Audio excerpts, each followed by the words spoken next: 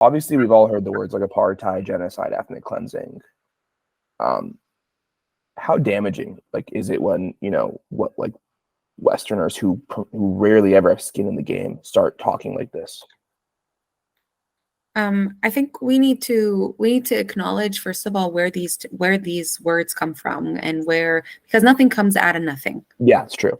Even if it's extremely exaggerated, nothing comes out of nothing. I'm not saying it is, but even if it were so, everything comes from somewhere. There is some truth. There has to be. And so when it comes to the word apartheid, when it comes to everything, ethnic cleansing, the elements of these things exist. Things that happen in Israel and in Palestine, either in the past or currently, that do lie under the definition of apartheid, that do lie under the definition of ethnic cleansing or collective punishment. These things exist, and no one can deny them. However, there are things that don't lie under these definitions of this terminology that don't debunk the bad. They don't debunk the bad. Like, you say that it's apartheid. There is apartheid. Go to East Jerusalem, you'll see apartheid. Go to Hebron, you'll see apartheid.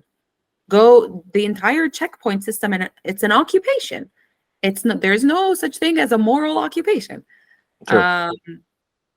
But what I personally don't like is to compare it to other conflicts and to say that the same word, how it applied there, is exactly what is happening in Israel and Palestine. That is not realistic, and it doesn't do that other conflict justice or the current conflict that we're talking about.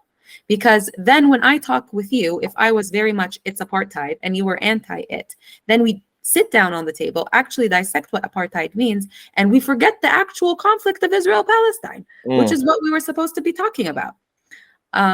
So terminology is extremely important for us and to the West. I think for the West more so, because there's this obsession with being very politically correct and not to offend anybody.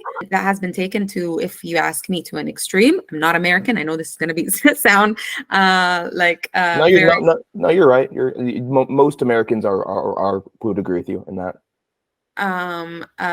But I think these words should be highlighted. Like I said, there are elements of everything that you listed and more. But it shouldn't be used lightly. Like, you should actually know what you're talking about, where in the region, and the history.